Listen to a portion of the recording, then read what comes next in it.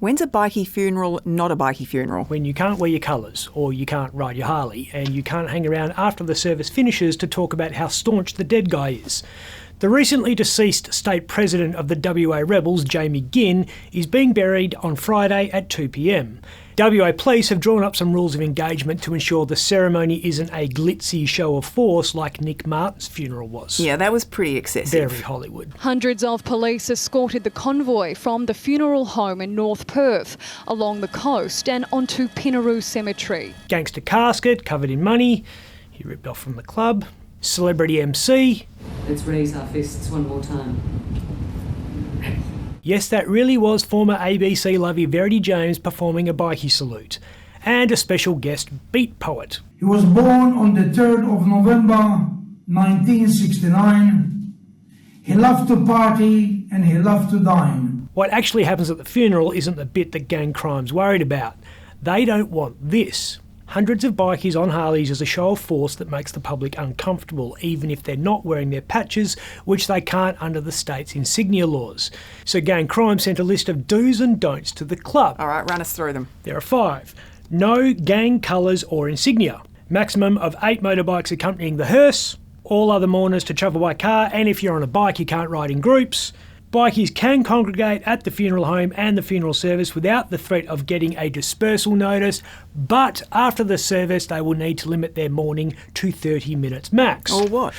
Or this. Police public order warning. You have previously been directed to leave. You reckon it'll kick off? Funerals are emotionally charged events at the best of times, and if the cops enforce the law too enthusiastically, we could see scenes like this. There are a couple of gypsy jokers who had just been to a gang funeral many years ago and who refused to comply with a police directive. Plus, there are 2 unknowns with Jamie's funeral. First, a lot of rebels from the eastern states will be there.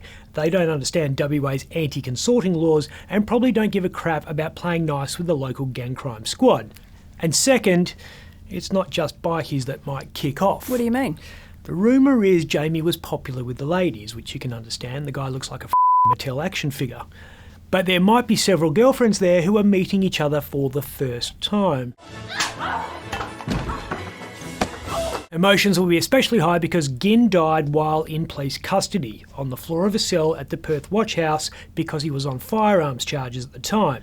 There's a lingering suspicion amongst some club members who err on the conspiracy side of life that the police had something to do with his death on October 11th. So where will they go after the funeral then? Well, go to some clubhouse, get loaded, and that's where the fun will really start. Or cops could be in for a long night. At least those inevitable 000 calls will be legit.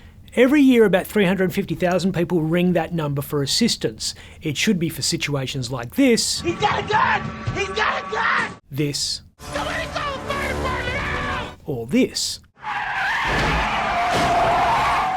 According to police, about 10% of those 350,000 calls were for emergencies such as this. A bloke suffering from barley belly who realised there was no dunny paper in the public toilet he was wrecking was one of the morons who rang 000 for assistance last financial year. Seriously? Serious as a heart attack, which is actually a legitimate reason to ring 000. We had a cheating husband who wanted a taxi driver arrested for dropping his drunk wife at home while he was entertaining a female friend from his workplace. Officers, arrest this man. So that's 2. We've got 8 more to round out the up-late top 10 moronic calls to 000 last year files. A tea drinker requesting assistance opening a carton of milk. Oh, lovely cup of tea. A woman requesting a young, pretty staff member at a shop be arrested for wearing revealing clothes that caused her husband to stare. A woman is walking around in broad daylight with nothing but a bra on. She's a menace to society. The owner of an orange tree wanted a homeless man charged for picking a piece of fruit from a branch that was growing over the fence. My tree. I have sympathy for this next guy. He was obviously pissed, rings the cops to force a fast food restaurant to reopen and remake his burger because the one they sold him was stale. Hey, I'm really sorry. Yeah. Well, hey, I'm really sorry too. A woman called police to arrest a man for failing to return his shopping trolley to the designated area. Oh, well, that's legit. Agree. We had someone call to have an essential services worker, I think he was a power line technician, wanted them arrested for standing in his garden and squashing his flowers. Get off my lawn. I don't know why we have it in for essential services workers, but there was a call for another one of them to be chucked in a paddy wagon, this time for running over a chicken. Said chook was on this woman's property when it was dunlocked. I'm sure it was an accident. Not according to this caller. She was adamant the driver, and I quote from the call transcript, hated chickens.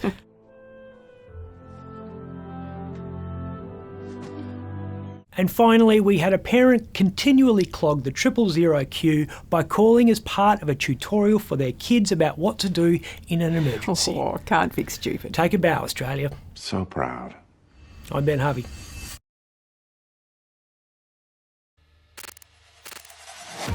Two young girls, they mattered to people. There's unexpected turns and unexpected results.